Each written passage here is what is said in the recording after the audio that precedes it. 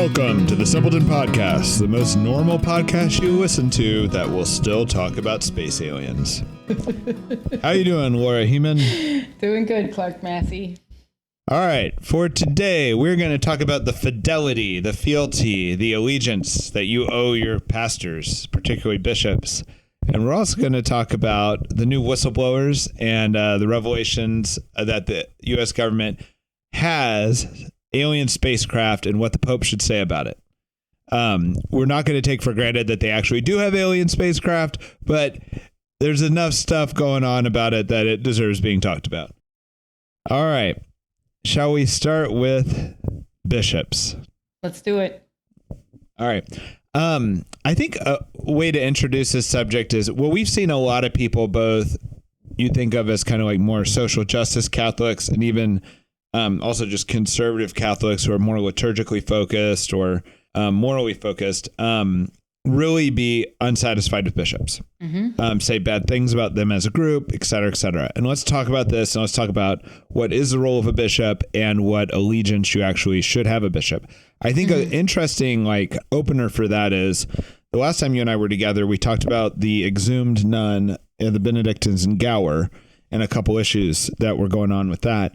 What we didn't realize at the time when we filmed that was that the Bishop of Kansas City, Missouri, where it's located, and the Bishop of Jefferson City, Missouri, which is down the road, had each issued a statement on their website about it. I'll try to paraphrase those statements. They're both very short statements, easy to read. You can just find them directly on the website. The Jeff City bishop said that he understands the desire of people in this day and age wanting to see a miracle. And he then asked his people not to go to the Gower Monastery to go see a miracle, but that if they want to go see a miracle, go see the Eucharist. And I thought that was interesting. It was also interesting because I feel like there's some subtext of when Jesus said, this generation seeks for a sign, but no sign shall be given to it except. It's this kind of interesting statement. Yeah. And he doesn't exactly say why he's not wanting his people to go. Now, the Bishop of Kansas City, Missouri, issued a very short statement on it also. And what he said was he did not forbid people to go see it. What he said was, it's understandable that many would be driven by faith and devotion to see the mortal remains of Sister Wilhelmina, given the remarkable condition of her body, but visitors should not touch or venerate her body or treat them as relics. This is just kind of interesting because a lot of the stuff this is kind of out of the news cycle now, but a lot of the pictures and a lot of the reactions we saw from people were showing people touch the body and at least they appear to be venerating it, right? Yeah. And one of the things I found interesting about this is that this group of nuns or sisters is in the diocese of this bishop. In the Catholic Church, religious orders have different levels, right? The very top level is pontifical rite. And then there's a diocesan rite. Then there's a lay association of the faithful. I'm not an expert on this, but there's at least 3 stratus of it, And when you're pontifical rite, I think the main advantage of that is that you kind of can't get pushed around as much by your local bishop. So if the Jesuits have a university and, the local bishop hates it, he can't close it down because they're pontifical rite, and there aren't a ton of pontifical rite orders, but they have some rights from that, right? Now, a diocesan rite order or a lay association of the faithful is way more, tied to their bishops for their very existence, And I think what's kind of interesting about this situation is it appears that they're setting up a pilgrimage site when the bishop's actively telling them don't touch or venerate the body, And I don't know what the bishop told them in private or anything. It's just from the outside, it looks kind of strange. Yeah. Yeah. Right? I mean, I think the least strange way would be if it's just a reminder, hey, we don't know, don't venerate this yet, but well, I think the strange part to me isn't, I think what the bishop's saying is fine. I think the strange thing is this idea that you create kind of a pilgrimage site where you're allowing it, even though it's against the wishes of your bishop that would happen. And I don't know if he called the sisters and were yeah, no, it's fine what you're doing, just go ahead. or if this is like in defiance. I don't know, Yeah. Hopefully there's more talk than just like the official statement that happened on the issue. You would think if you think you have a miracle on your hands and you want to pursue like the sister's cause, like, don't you have to work with the diocese? For sure. So you would think, well, even if you want to continue your existence as an order. Yeah. Because you're not pontifical right. That was my point. Like you're kind of at the whim of the bishop, I think having said this, it's kind of brings up this bigger issue of like, what type of allegiance or fidelity or fealty do bishops deserve? Mm-hmm. Right? Because, the nuns in Gower and many people would love to see a liturgical reform. Yeah. Or would love to see the bishops come out way harder on some moral issue of their choosing. Don't even know what it would be. Like, could be the trans issue, could be homosexuality, could be, I've seen people go at bishops that they need to come out even harder on abortion. Yeah. And then I've also seen people on the social justice realm think that they need to come out harder on political issues like nuclear weapons, like the harm we're doing the planet, right? And what's interesting is there are so many bishops, and the critics can find very few, if any, bishops that actually are doing what they want them to do. Yeah. Like, I think in the U.S., there's got to be more than 200 bishops. That's like 4 per state, and even Kansas has like at least 3. I think it's not that many, but well, anyway, I don't know. If a state like Kansas has 3, I think the average got to be 4. But, okay. And also places like DC, like how many bishops does DC have? 4? Oh, true. Yeah. Yeah. So counting auxiliaries, there's got to be at least 20 or 200.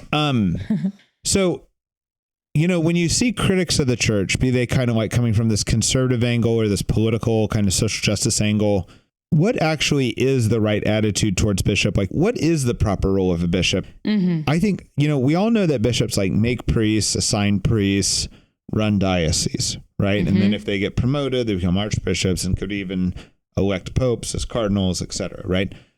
But there's this other part of the bishop that he is a pastor, right? Meaning he's a pastoral leader. And we believe that even your parish priest could be if he's the pastor of your parish, he's also a pastoral leader. And so is the Pope. And that the church is both the bride of Christ and our mother. And this is not a Protestant church that is like just a spiritual concept, but it's actually a corporal in the flesh church. Mm-hmm. And part of the way it's in the flesh is that you have an in the flesh pastor. Yeah. Right? So if you're in the situation where you look at all the priests in your diocese and you choose only one who's not your parish priest as the pastor, you haven't actually submitted to this idea that there's like this corporal church who appoints pastors, right? Or if you look at all the bishops in America and you choose a bishop that you really like, who like more fits with your sensibilities and not your local bishop, you actually have not, in a sense, given the corporal church the ability to pastor you. Yeah. Right. And I think that this is actually a constitutive part of the church, is to have these real men who are human be our pastors. Yeah. Right. And I've often thought of it like a duke, and that we're knights and that we're kind of honor bound to our duke, right? Like fealty to this guy. Right. Yeah. And it doesn't mean, and I'm sure that like knights who were honor bound to their duke, the duke would declare a battle or a battle plan that was kind of dumb. Mm-hmm. And they might comment, but they still had to go fight the battle plan. Yeah. And I think there's like this idea that we as Catholics, like if your bishop says we're building this new high school or this is our new take or our new direction we're going, you could not enthusiastically do it, but you still at some level have to go along, or you're just like kind of like, like you don't have to like give your whole life savings to the project, but you could be like, well, I don't think this high school is the answer, but we're going to have a high school. Let's make this project succeed, And I think part of the problem is rooting for it to succeed. Yeah. Right. I think that Catholics have this problem. It's a problem in our whole culture. Like I had a friend who, after Trump was elected in 2016, I was still trying to come to terms with what had just happened. And I talked to my buddy and I go, hold it. Are you for Trump? And my neighbor, who I was still getting to know at the time, he goes, I don't think I mean what you mean by that. He goes, I am for Trump, and I would be for Hillary if she was elected, because I want our president to do well, because if they do well, I do well. Yeah, I love that. You know? Yes. Yeah. Yeah. And it's like minimally, that's what you have to be thinking about your bishop. You have to be rooting for your bishop. And if they're not doing what you think is the best, you could have some sadness over that. Right. But the idea that you're actively opposing it. The not my president, remember that. Right. Not my president. But it's also like, is that a sin? Like, in a sense, it's like going against the whole teaching of what the corporal church is.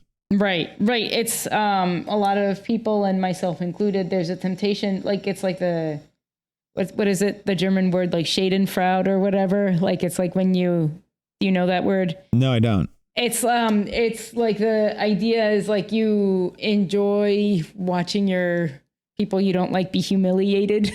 Right. And I think it's like, because in the case of the bishop, it's like you don't want his project to go well so that my side can be right, or whatever. It's like, like if you're opposing your bishop and it's not a case of clear sin, you should almost be hoping you're wrong. Yeah.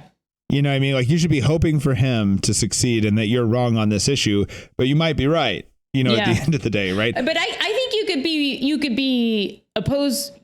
You could say, I think my bishop is wrong about this direction. And then the next question is like, well, how do I help my bishop be the bishop? Like it's not up to you to develop the vision of the diocese, right? But like if you think your bishop is leading people into error or something, it's like, how do we support the bishop and get everyone back on track, right? Not like this guy's terrible, I think there's something like at Simple House, we will plan a ministry event, right?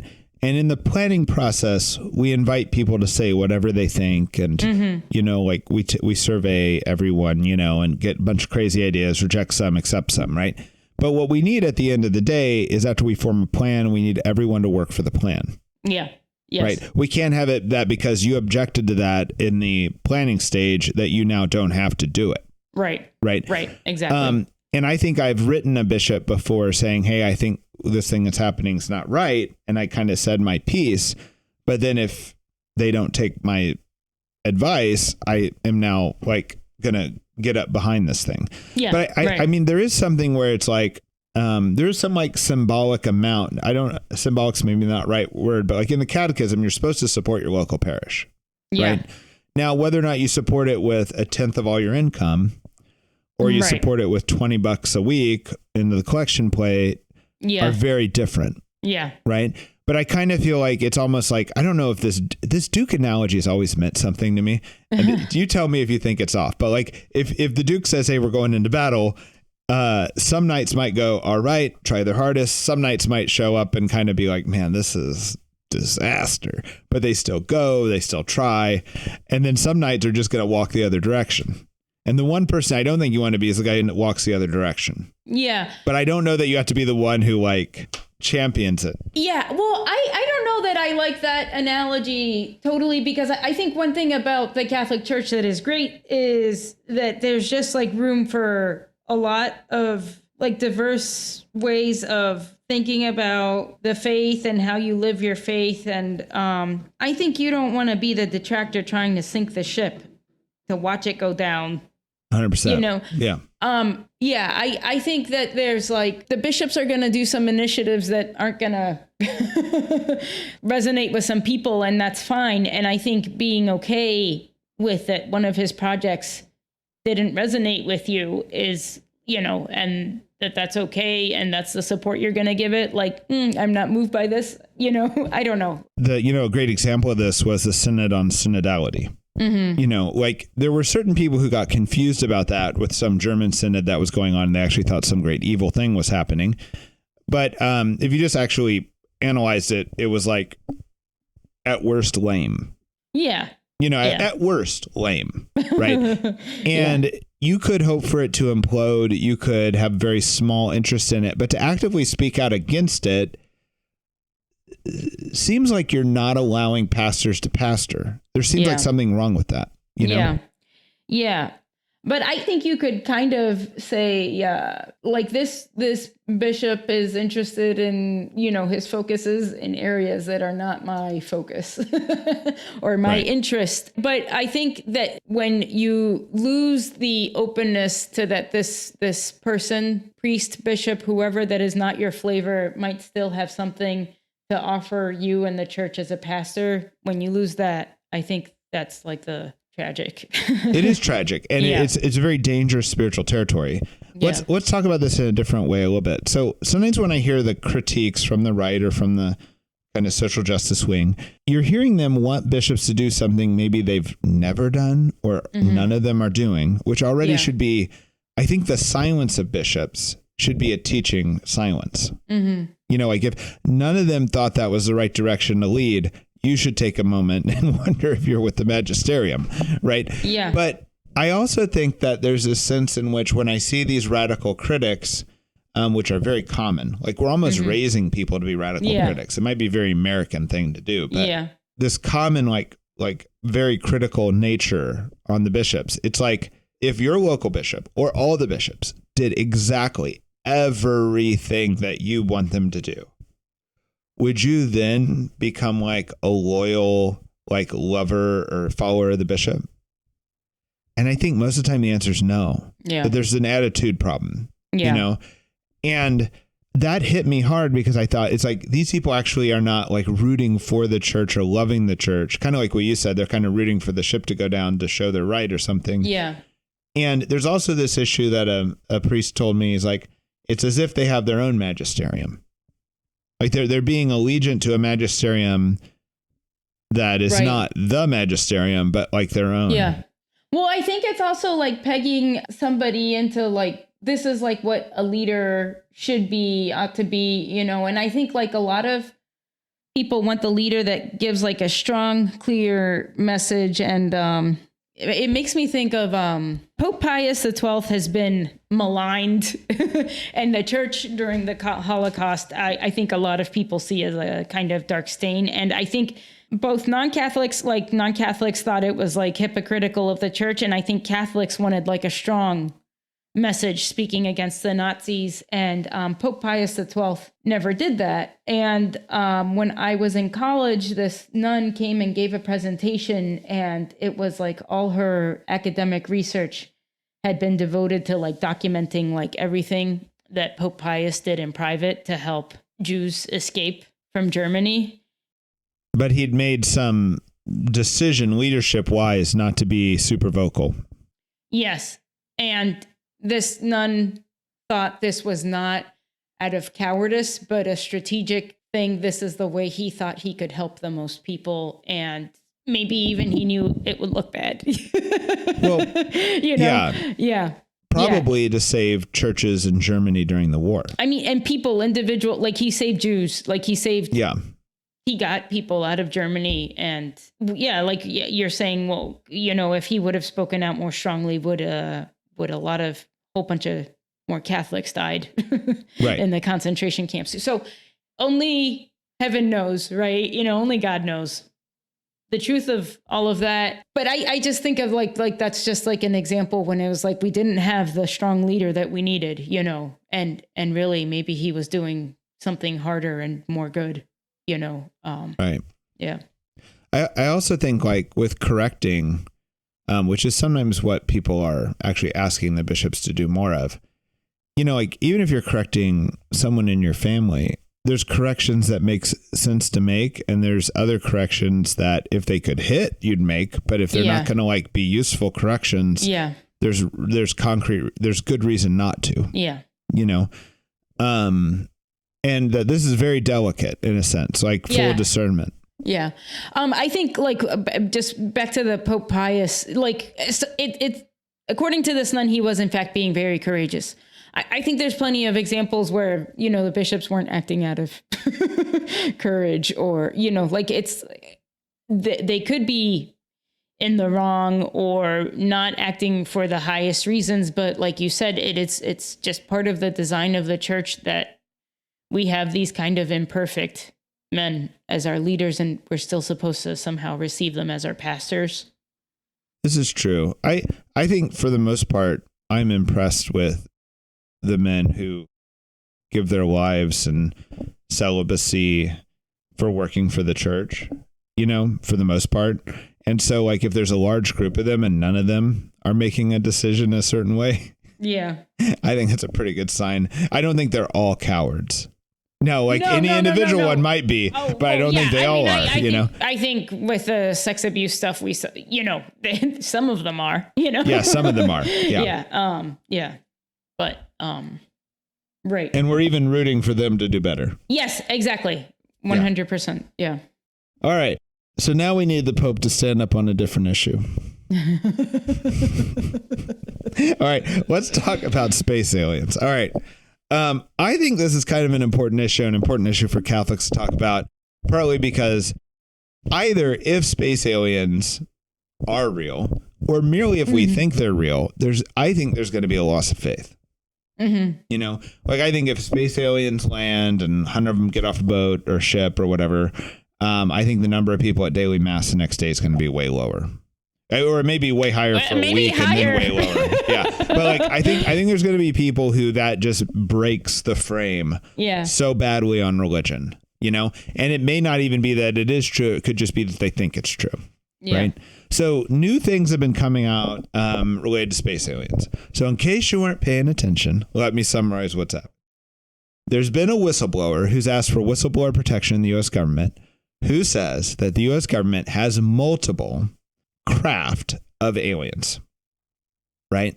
And the claims go beyond that, but that's the minimal claim. Like the claims that you have bodies, that people have lost life in this have all been made, but the minimal claim is that multiple craft. Like pieces of crafts or? They don't say pieces. Okay. Craft. Yeah, spacecraft. Right? Yeah. Uh-huh. They don't say functional either. They just say craft, right? Uh-huh. So then that was the first wave, right? And then a journalist who I really like. Now, let me say this. This is the only journalist I find covering this. And I historically really like this guy. I'm not so sure he's right on this because there's a big issue with aliens that a lot of people want it to be true really badly. Yeah. Right. So that creates a huge bias. But this is a guy who wrote a book. It's Michael Schellenberger. He wrote a book called San Francisco. That was San Francisco. San Francisco. That's right. Mm-hmm. He's from San Francisco. That was the single best explanation from a secular point of view of homelessness and the right response. Mm-hmm. Based on it completely ran with my observations through working at Simple House. Right. Mm-hmm. Super impressed with the guy. Then he gets tapped on the shoulder by Matt Taibbi to be part of the Twitter Files review team as a journalist. Also, great deal of respect for people who do that work and get villainized for it, right? Well, this is the guy who's investigating space aliens. Yeah. And he claims there's not just a whistleblower. He's got many sources. But he also claims he's been working on this story from long before the whistleblower. Mm-hmm. And he says the sources say all types of things, but minimally, once again, multiple craft. Yeah. Okay. Now, Marco Rubio, senator, says that he's got multiple sources too. So we both have a government guy saying he has very high level active government people sources. Mm-hmm. We have a journalist from outside the government saying he's got people talking. Yeah. Who's not a wacko. Yeah. And we have an official whistleblower. When it comes to this issue, I never know if someone's a wacko. But now this is an interesting conversation because you and I had this what is your prior, before this information released, what probability did you think that there were space aliens? Not like bacteria, but intelligent people from another planet. I said 60, maybe higher. So 60%. You are very much, we're on board. And now after you get this information, how much more do you believe that this is true? This actually didn't really change. I don't know why. This was did not really register. I was just okay. Okay. You're already so high. But let me ask you this. When you think there's a 60% chance of intelligent life on other planets, do you mean there's some other civilization and some other star system that's just that's intelligent like us? Yeah, a whole other. Yeah. Or do you mean that they visit? That they, right. Because that's the big problem. A lot of my problem is the visiting problem. All right. I feel a little bit similar to this, that I'm like, people are like, can Catholics believe that ghosts are real? I'm like, sure, why not? Okay. Yeah. I actually think. By the way, we have to think about that because like there are these weird things about being Catholic. Like if somebody says they believe in like resurrection or reincarnation, I go, well, I believe in reincarnation too. Yeah. It happens at every mass. It happens at the final judgment. It happens like we believe in reincarnation. Or if somebody says, I believe in species from another dimension or, you know, I'm like, I do too. They're called angels and demons. You know what I mean? Right? Like, we actually have some crazy beliefs that sound kind of sci-fi-ish. Right. All right. Well, I'll tell you my priors. Let's make a case that this is all bunk.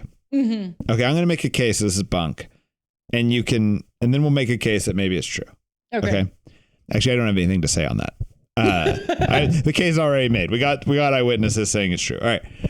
Here's my case that it's bunk. By the way, my prior before this story is that maybe there's a 1 or 2% chance that this has happened. Okay. Right? That's very low. And that places you, I think, with like the most fundamentalist, like Protestants. They're my bros.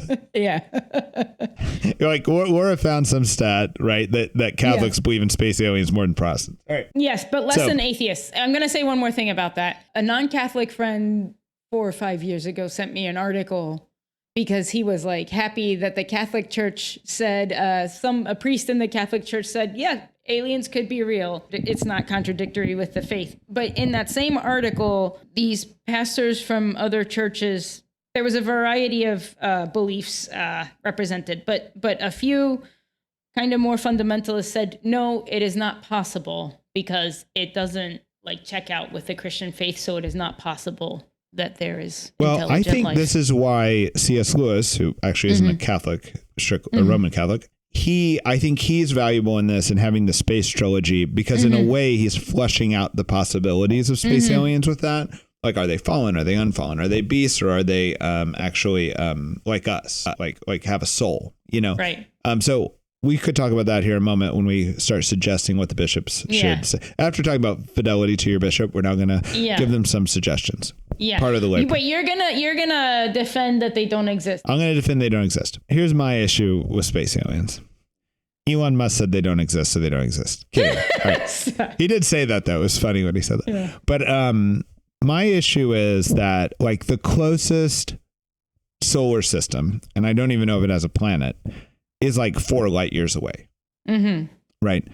So like if you're getting here from outside our solar system, I guess it could be from inside our solar system, but if you're getting here from outside our solar system, you're traveling either for a very, very, very long time, or you're traveling the speed of light or faster, which we don't even have any concept of how that'd be plausible. Right. Yeah. My take is if you could make that journey, you have a decision when you get here to either hide yourself or be obvious. And I could understand both decisions. You could just not care that you're seen. Yeah. Or you could very successfully hide yourself because you have the technology to do that. Yeah. Right. The fact that all we get is these weird videos of like a light in the sky, it seems like doesn't make any sense. Either they should be it's like they left their headlights on and forgot to turn them off when they got here. I have 2 arguments against this. One is that's not an argument that they don't exist. That's an argument that they're not visiting. But that's an argument that all this evidence is not real evidence. Okay. My argument against my second argument against this comes from the Pixar short Lifted, that the lights are just like driver's ed students. All right. Yeah. So Laura's theory is that only teenage aliens come to the Earth and they're just stupid. No. They're doing their driver's ed. So they are with their, teachers or their, if you're so advanced, you're doing this, you're probably not even driving your spacecraft. In fact, I'm not even sure it'd be manned. And related to this is the issue that they crash. They're so good that they can get all the way across the galaxy, but they crash. Like it seems like what type of like sloppy alien organization we were expecting here. Clark, I feel like you're it's like can you make it to see the Titanic 6 times, but not 7? I don't know. Like, I don't know. I think my argument is better than you're making fun of it. I am making fun. I'm kind of making fun of this whole subject. I'm having a really hard time making a relevant analogy, but like, say someone claimed that Rembrandt had been in their house, like the great artist, right? And then they point to the wall to 2 random splotches of paint and say that's evidence Rembrandt was here. I'm like, no, Rembrandt would either not paint at all, or Rembrandt would paint you an awesome painting, but he's not splotching 2 spots of paint on your wall. You know what I mean? Like, it just doesn't make sense, the competency that we're ascribing to these aliens. Yeah. Right? Another issue is, it's so weird that it's so American centric, right? Why aren't the Bushmen of Africa, secretly holding a spacecraft? Why didn't the William the Conqueror, when he came into England, discover a spacecraft? What is it? People, I've heard theories, I guess, because we split the atom and we had a nuclear reaction. It's like, I don't know. I mean, probably not. My brother-in-law who works in rockets was like, knowing what they can do with satellites, I have no idea why they didn't enter our atmosphere anyway. Yeah. You know what I mean? Like, they could observe everything they wanted to from outside without ever coming down. So like, why would they even come down? So I'm kind of torn. It just, like, the behavior that we're saying is evidence of aliens is not the behavior I would expect from an alien. Mm-hmm. Okay. And now let me go to another theory. I could concede that point. Okay. Now, having said that, I would also like to make the point that if life evolves somewhere else, it may be nothing like us. Yeah. Right. And therefore, almost all my priors about how they would behave could be completely off. Yeah. Yeah. Is it possible that there is life somewhere else in the universe? And I just think, is God infinitely creative, and yes, and I don't have a reason really to say yes or no, because I just don't know. Like, I like that. Yeah. But you're ruining all my UFO hate right now. Right. I'm on a UFO like doubter binge. Okay, so first off, we got that they're American centric. They are incompetent aliens, even though they're so competent they got here. And they are also weirdly time specific. Like the Mongolian hordes weren't finding UFOs. Only now do we find them. Well, they went back and got their old Clark. Are you making me a joke here? All right. So those are 3 arguments. Here's a 4th argument.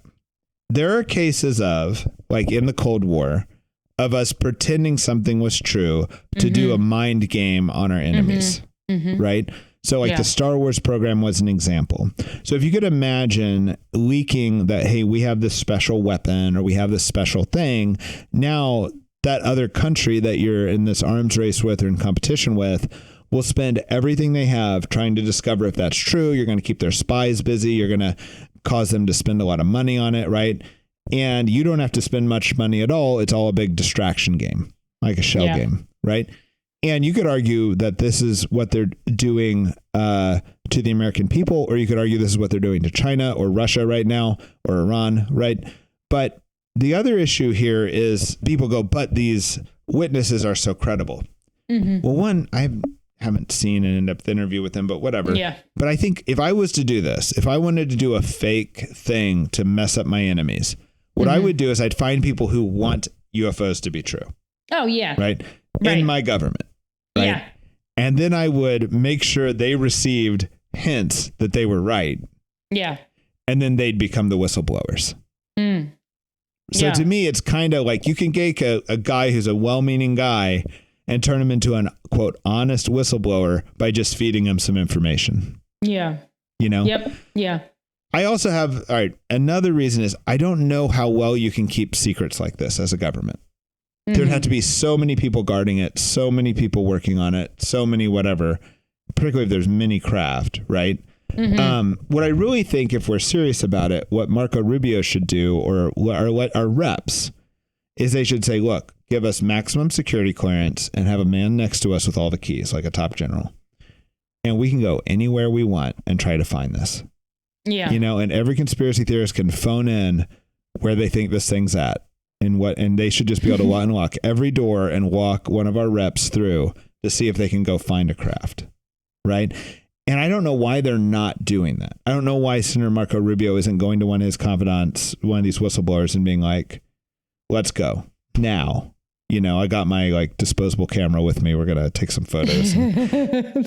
The other thing. All right. This will be my last point on why I don't really think it sounds right to me. The word is that the reason why we have these craft and what we're doing with them is we're trying to figure out new, in a sense, weapons technology for terrestrial weapons, right? To like take on China. Mm-hmm. That sounds so wild to me, like dumb. Yeah. I'm having a problem with it. Yeah. Right. Part of it is like we Americans have to realize that we are the Bill Gates of the world. Right. Yeah. Like Bill Gates can earn another $1 billion, but it's not to take care of his family. Yeah. Right. We can procure more weapon systems as the United States, but it's not to defend ourselves or to defeat our enemies. It's for some other reason. Yeah. Because we have so much right now that like I did this thing where I was talking to online these kind of military nuts and nuts like they're really interested in it. Yeah, they're really interested in the military, right? Yeah. And I go, according to Wikipedia, we have 11 carrier battle groups. 11. Now, a couple of them are getting maintenance at any given time, but we have 11. I go, tell me any nation using their entire Air Force and Navy that could defeat one of our 11 carrier battle groups. And they all answered the same answer. I got at least 6 answers. And they all said, only China and only if we parked it really close to their shore. Yeah. So that means that all 11 of these groups could defend us from an invasion from any nation. Mm-hmm. And most of the 11 of these groups could defeat any nation. Mm-hmm. And yet we're still talking about that's just one service, 1/11th of one service. Yeah, because I'm not saying this as in I disbelieve it. That's shocking to me. Like, what are we doing? Well, it needs to be shocking us. Like, we are making up reasons to buy weapons. Yeah, right? Yeah. That I believe, I had come to that conclusion. Maybe I'm undermining my own point here. The fact that you could sit in front of a spacecraft and be like, instead of worried about the aliens themselves, instead of worrying about all the philosophical and weird threat and moral implications of the spacecraft, that you're going to instead focus on using this to like go defeat Russia or China is so nuts. Right. It's so stupid. It's painful. Yeah. Right? Yeah. I mean, you could think that China has their own spacecraft alien program. Yeah.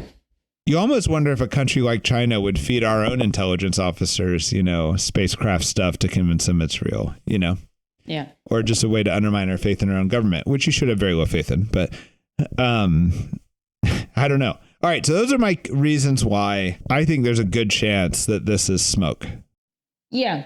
But so let's say we find out aliens are real, unrelated to this piece of news. Right. And I like your argument that in God's infinite creativity and just like how he overdoes, I don't want to say overdoes, but he kind of like is over the top on everything. Yeah. The idea that he'd be over the top on intelligent life is a possibility too. Right. Yeah. So one idea is that if we discover these aliens or they discover us, are they just like orcas or dogs? Like they're highly intelligent, but they're like without a soul. Yeah. Right. Like way more intelligent than an orca or a dog. But like, like, could that be the situation we're in? Right.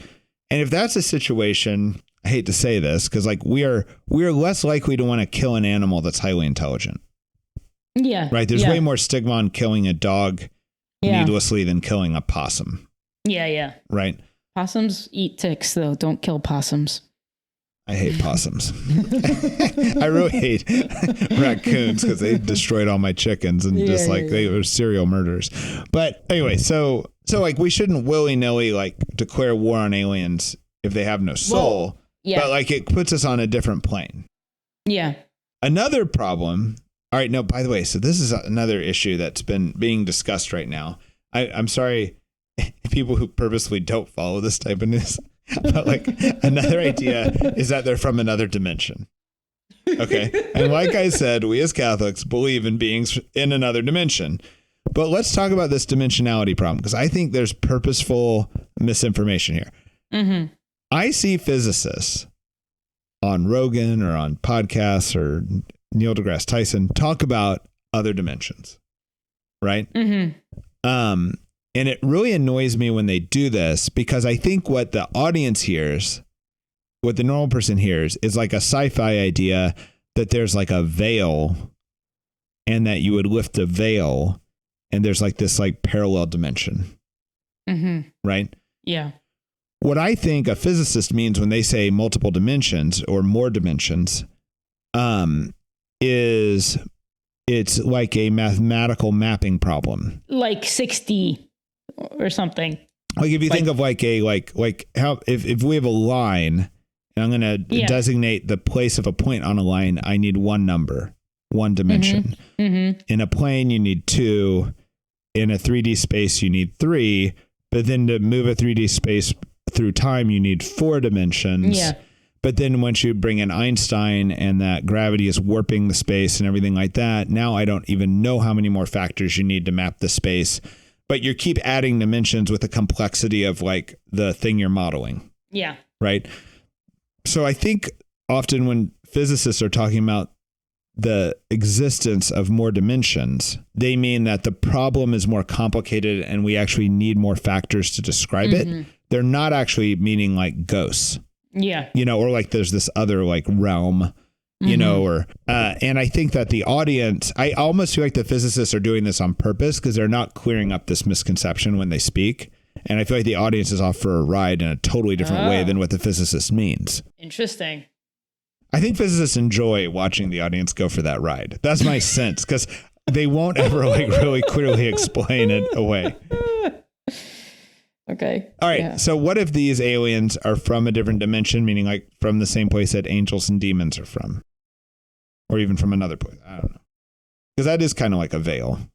So having said all that, we actually do believe angels and demons are existing at a level, and here too, but in a level that's not really within the 5 senses all the time.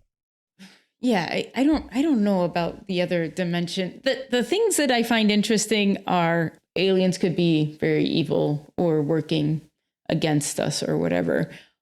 Alternatively, aliens could be friends of God that never betrayed him. Well, I don't know. Like this is where I wanted to break it into categories. So they could be like beasts, no soul. But beasts can be very dangerous. Yes. Right. But you don't have the same moral implications if you go to war with them. Right. Right. Or they could have a soul, and the soul could be fallen. It could be unfallen, or it could be fallen and redeemed. Yeah. Right. And if it's unfallen, they might still be dangerous. Yes. Like people are scared of angels is kind of like the biblical evidence. Right. So like if we encounter an unfallen race that has a soul, they might still be dangerous to us. Well, if we encounter a race that is a friend of God and we are the special chosen people of God, I don't know what that danger means. Unfallen and friend of God may not be the same thing. I don't know that that's necessarily. I think unfallen means you're like in like full relationship with God. Okay, so you have a soul. So unfallen would mean you have a soul and your soul has not fallen away from God's plan for you in some sense. And you don't really have the knowledge of good and evil. Or I guess is an animal unfallen because they don't have a soul. I don't know. Just because they're unfallen doesn't mean they have perfect knowledge. So it doesn't mean that they recognize us as like greatly loved of God. Right? I don't know. I think that they could still be dangerous even if they're unfallen. Although probably I'd rather them be unfallen than fallen. All right. Now if they're fallen, now they're probably really dangerous. Right? Yeah. But also, you have to wonder if we have some role in trying to redeem them. Mm-hmm. Like, do we preach the good news of Jesus Christ to them? Mm-hmm. Or do they have maybe Jesus Christ is the savior of mankind and they have a different savior? C.S. Lewis kind of plays with this idea in his space trilogy. I think one of the reasons why people think, a Christian might think a space alien doesn't exist is because of this question of the incarnation and is like Jesus fully man and is he God, and so you can't believe that there's just like a different version of Jesus everywhere if Are you certain? Like I know that Jesus died for all men, right? And died in a sense to redeem our reality. But then there's like space alien part of God, so the Trinity is actually 4 persons in one, including alien Or Jesus, or that same part of the Trinity is what incarnated in their story. Or maybe they have a different type of story of redemption. But part of who Jesus is that Jesus is fully a man. So you can't have. Right. But was he fully a man before he became man? Before he was incarnated? Oh my gosh. And now, is he still fully a man? I mean, he is in the Eucharist, but like when he's not in the Eucharist, is he still fully a man? Yes. Right, because his body's been raised from the dead. Yeah. Right, and he still has his body. Yeah. Okay. Well, we're now out too far. We went out into the deep. All right. Okay. Well, we might need to preach Jesus Christ to the fallen space aliens. Mm-hmm. Yeah. That might be harder than if we just have to go to war. Yeah. Or cooperate. I guess we don't have to. We humans are so hardwired. It's like, and then we'll go to war with them. After they came all the way across the galaxy to find us.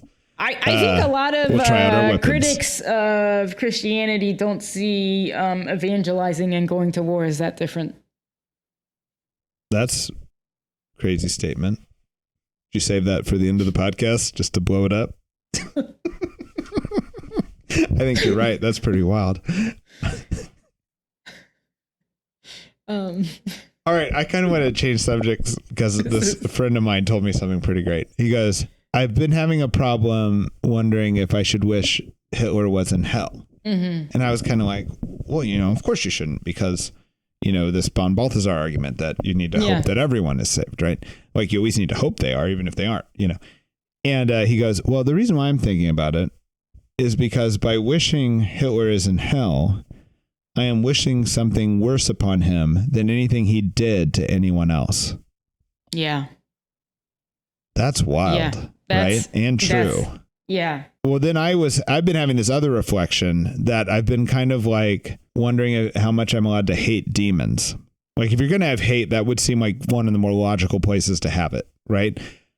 But then like Jesus Christ has this thing where the demons ask for mercy from him. Mm-hmm. And he casts them into the pigs. Yeah. So even Christ has mercy on demons. And he holds them in existence. And they all die. Well, they do, but that might have been their choice. It didn't say he drove them into the water. Yeah. They just all ran into the water and died. But like, it's like even Christ has a certain merciful attitude towards demons. So I'm not sure that I'm allowed to go hate the demon that tempts me or other people around me. Yeah. Yeah. I'm still stuck on the Hitler thing because... that's the more profound one. That is the more profound one. Yeah. I think it's like, the measure by which you measure will be measured onto you, or what, I miss saying like that. The dangerous of judging someone is that that's the way you'll be judged.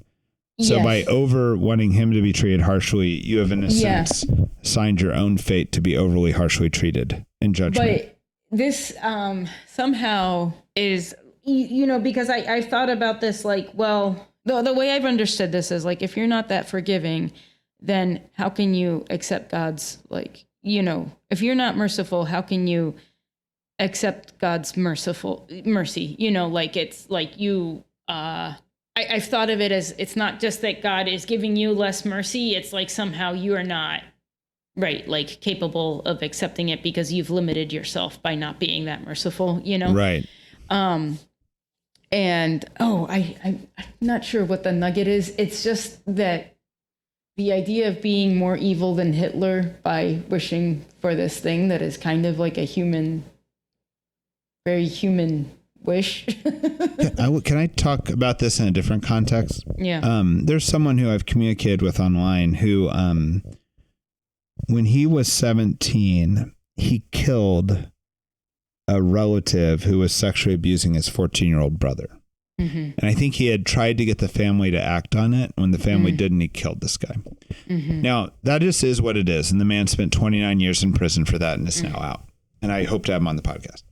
But what's been interesting watching his online interactions is that people treat him as a hero. Yeah. Right. And I don't see him say, I'm a hero because I did this. He just said that's what happened. Yeah. Right. When I was 17, I did this. I spent 29 years in prison. Yeah. Right. And people will be like, I admire this man who killed this abuser. Yeah. Right. But you also know that this guy sitting in prison for 29 years has had to think so many times of other ways he could have handled that so that he wouldn't be sitting in prison for 29 years. Yeah. And probably came up with some plan B, you know? Yeah. But it's just interesting to see people like admire him for what he did. Yeah. When it, I don't know. I just throw it out there, you know? It's like this permission to hate Hitler is interesting. Yeah. You know? Those were some interesting topics, Clark. Not as interesting as the points you made, Laura. Thanks. Thank you for listening to the Simpleton Podcast. Please like, subscribe, share to the most normal podcast you listen to. Thank you. Bye, Clark. Bye.